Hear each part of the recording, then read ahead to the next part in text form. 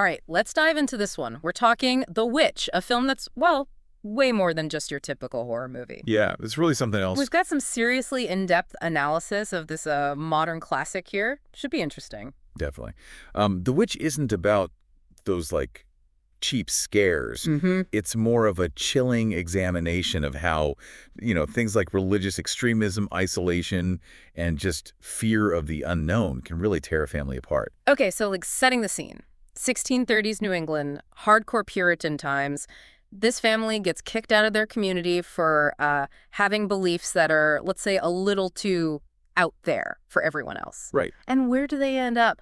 Isolated on the edge of this, like, seriously creepy, ominous forest. I mean, come on, you just know bad stuff is going to go down. And what makes it even more effective is the historical accuracy. Like, Eggers really did his research. The dialogue, the costumes, even the way they built their farm, it's all meticulously researched. It's like being dropped right into their world. Oh, totally. It's so immersive, it just sucks you right in. So this family's already, like, on edge, right? And then, bam, things start falling apart big time. Their baby, gone, vanishes. Crops fail, animals die. Talk about bad luck, right? And that's where the paranoia sets in, hard. They're desperate for someone to blame, and who becomes the target? Thomason, the eldest daughter.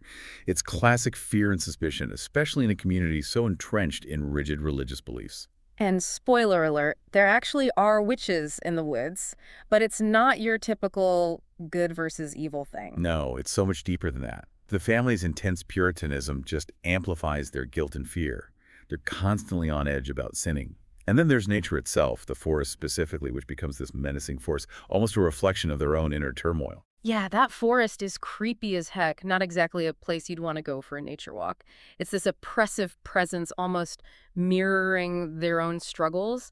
But there's also this whole theme about the fear of female power. Thomason's journey from powerless daughter to maybe a witch, it really taps into this historical anxiety about women having any kind of autonomy. You're right. She represents everything society feared back then. Yeah.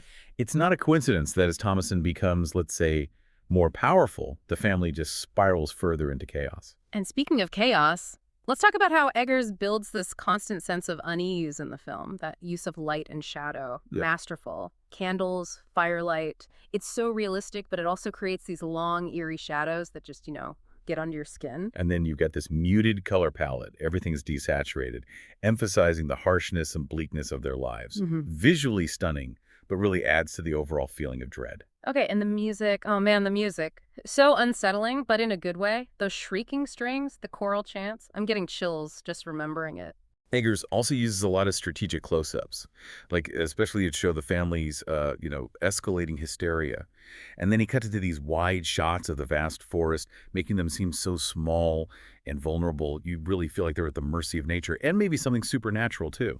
And let's be real, there are some scenes in this film that are unforgettable. And I mean unforgettable in a, well, not so good way, like that scene with baby Samuel. Seriously disturbing stuff. It's this horrifying blend of supernatural horror and those old myths about witchcraft. What stood out to you about that scene? I think what's so chilling about it is how it plays on those, like, primal fears. It's not just about a missing baby. It's about vulnerability, the unknown, and this loss of innocence.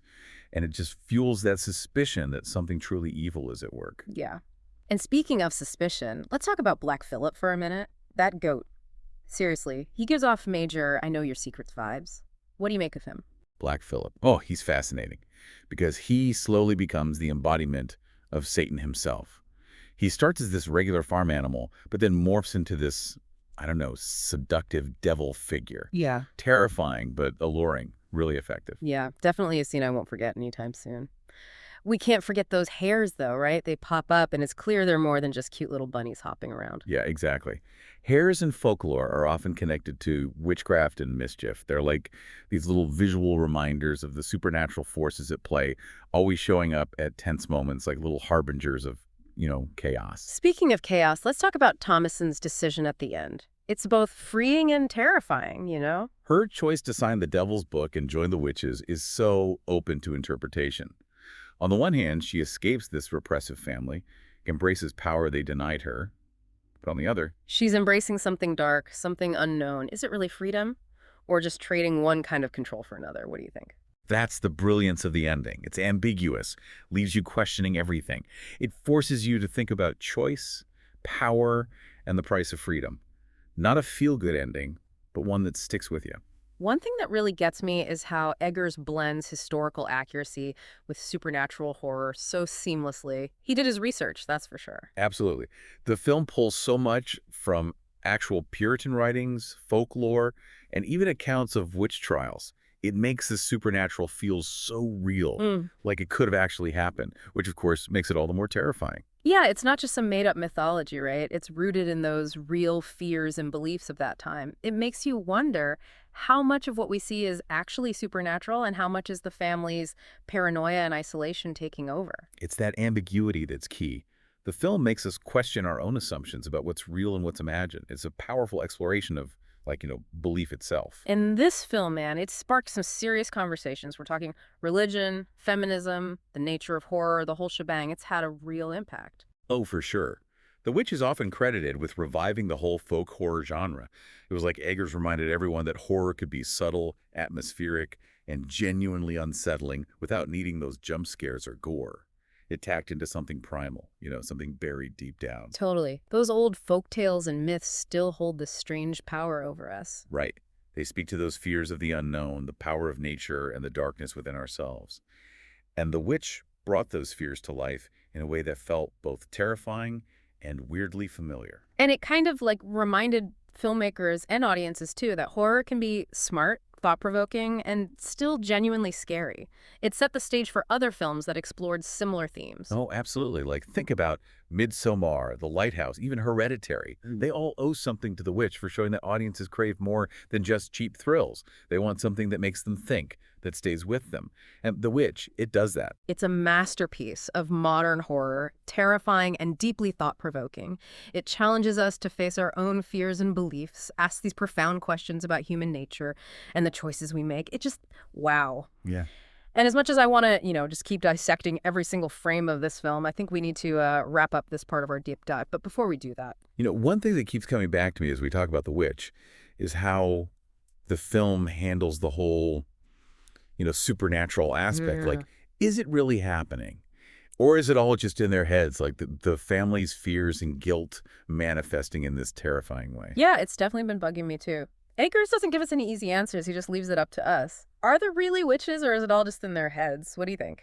That's one of the things that makes the film so brilliant. It reflects how people back in the 17th century actually thought. Their whole worldview was based on, superstition and religious fervor. They believed the devil was constantly lurking around, tempting them, and witches were a real serious threat. So even if there's no actual supernatural stuff happening in the film, it feels real to the characters, right? Which then shapes how we see the whole story. Exactly. It's all about psychological realism. Yeah. It's about the power of belief and how it can, totally warp your sense of reality. And that ties in really well with the theme of isolation, wouldn't you say? Oh, yeah, for sure. This family is completely on their own, cut off from everyone, living on the edge of this vast wilderness. It's like this pressure cooker, and their fears just keep growing and growing. And, isolation often leads to paranoia and extremism. When you don't get any other viewpoints, it's easy to fall into these cycles of suspicion and fear. You start seeing threats everywhere, even if they aren't really there. And that brings us back to Thomason, right? She's isolated even within her own family. They don't trust her. They blame her for everything. I can't even imagine what that must feel like, especially for a young woman in that time period. And that isolation plays into the film's ending, right? You can see Thomason's choice to join the witches as, this act of rebellion, a way of taking control in a world that's given her zero power. But it's still such a scary choice. It's like she's embracing the very thing they've been warning her about. Yeah. I mean, does she even have a real choice at that point?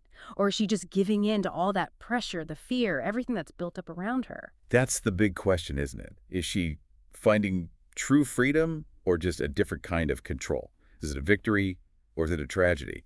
The film doesn't give us the answer, and I think that's why it's so effective. It's definitely a film that sticks with you.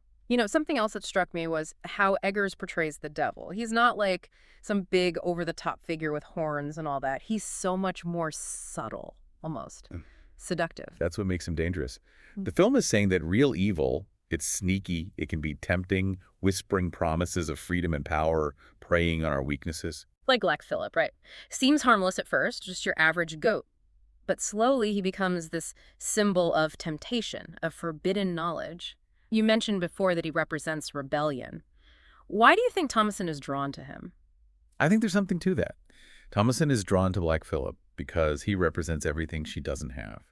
Freedom, power, a total rejection of all the suffocating rules that have defined her life. Hmm. He offers an escape, even if it comes at a, pretty steep price. And that connects back to how the film explores Puritanism and that obsession with sin and temptation, right? The Puritans believed the devil was always trying to, like, lure them away from God's grace. Any little pleasure, anything they enjoyed could lead to damnation. It's no wonder they were so scared all the time. Exactly. Black Phillip represents everything they fear and repress. He's like the embodiment of their deepest desires and the consequences of straying from the, right path. So it's like their own repression is creating the very thing that they're terrified of. They're trying so hard to control everything, but it just backfires and makes those desires even stronger. Yeah, that's a great point. The film seems to be saying that repression can really backfire and create this like breeding ground for darker impulses. Like trying to hold back a flood. Yeah. Eventually, something's got to give, and in this case, it destroys the family. They can't face their own fears and desires, so they end up putting all the blame on Thomason. And their beliefs so rigid, they can't adapt, they can't ask for help, they can't find a way to cope with all these challenges they're facing. Their fear of the outside world becomes this self-fulfilling prophecy. A real cautionary tale. But it also feels like it's about the power of, individual choice. Thomason makes this, big, radical decision and ends up taking control of her own fate. Whether it's a good or bad thing, well, that's for us to decide. Exactly. No easy answers. It makes you think about these like deeper truths about human nature, the pull of power, the whole good versus evil thing. And it does it all with this incredible atmosphere of dread and psychological tension. A horror film that really gets under your skin and just stays there. Speaking of staying power, we can't forget how much this film has impacted the horror genre as a whole. Yeah, The Witch is often credited with bringing back folk horror, right? It reminded everyone that horror could be subtle, atmospheric, and really unsettling without needing all the jump scares and gore. It tapped into something primal, something deep in our collective, unconscious. Those old folktales and myths, they still have a hold on us. Totally. They speak to those fears of the unknown, the power of nature, and the darkness that's inside all of us. And The Witch brought those fears to life in a way that was both scary and kind of familiar. It was like a reminder to filmmakers and audiences, too, that horror can be smart, it can make you think, and it can still be genuinely scary. And it opened the door for other films that explored similar themes. Like Midsommar, The Lighthouse, even Hereditary.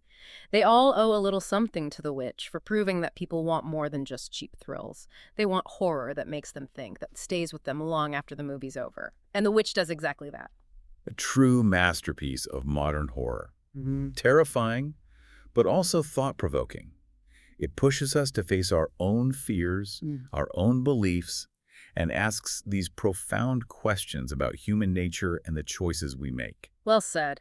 And as much as I'd love to just keep picking apart every single scene, I think it's time to wrap up this part of our deep dive. But before we do that, throughout this whole discussion about The Witch, I keep thinking about how much this film has to say about, like, the dangers of extremism. And they don't just mean religious extremism, but any kind of rigid ideology, really. Oh, that's a great point. We've been talking a lot about the Puritan context, but yeah, there's definitely a bigger message here, something that goes beyond any one religion or specific time period. Exactly. When a belief system becomes too, inflexible, too intolerant of different viewpoints, it creates fear and paranoia. And that can lead to some seriously messed up stuff. Right. Think about the family in the film. They blame innocent people for their problems, like Thomason. They get so fixated on this idea of purity, of being righteous, that they lose sight of basic human compassion. Their whole world just shrinks until it's like them against everyone else. And that kind of us versus them thing, it's dangerous, man, both in the film and in real life. It shuts down any kind of conversation, makes it impossible to find common ground, and ultimately it just tears communities apart. You said it. The Witch shows how this kind of extremism can just like destroy a community from the inside out. It's not even the witches in the woods that take down the family. It's their own inability to change, to see beyond their rigid beliefs. Their fear of the outside world that need to control everyone and everything around them, it all becomes like a self-fulfilling prophecy. They create the very conditions that lead to their own downfall. It's so relevant to what's happening in the world right now, all this polarization, demonizing anyone who thinks differently. It's like we're watching the same patterns play out again and again. So in a way, The Witch isn't just some historical horror film. It's this warning for today, reminding us what can happen when we let fear and intolerance dictate our actions. A wake-up call, for sure. Yeah. It's like it's telling us to challenge our own beliefs, to be open to new perspectives, to see the humanity in people who are different from us. Real strength comes from empathy and understanding, not from clinging to these rigid ideologies that just divide us. We've talked a lot about Thomason's journey, her decision to embrace the power that her family and society basically denied her. But what if it's about more than just personal empowerment? What if it's also about reclaiming a connection to something ancient, something primal, something that goes beyond the limits of, patriarchal religion? Oh, I love that you brought that up. The witches in the film, they represent this connection to nature, to a power that exists outside of those man-made institutions. Thomason choosing to join them, it could be seen as this rejection of the rules that have been forced on her. It's like she's tapping into a source of strength that's been suppressed for, well, centuries. It really makes you wonder, what would it mean for us in the world we live in now to find that kind of connection? What kind of power could we unlock if we embraced that wildness within ourselves, if we dared to step outside the lines of our, carefully constructed realities? That's a powerful question. It's a challenge to explore those parts of ourselves that we usually keep hidden. And I think that's exactly what Robert Eggers, in his brilliant way, is asking us to do. He's definitely given us all a lot to think about. And on that note, I think we've come to the end of our deep dive into The Witch. It's been an amazing journey, really digging into this chilling, thought-provoking film. But hey, the conversation doesn't have to stop here. If you haven't seen The Witch yet, I highly recommend giving it a watch and forming your own opinions. Couldn't agree more. And until next time, keep exploring, keep those questions coming, and keep diving deep.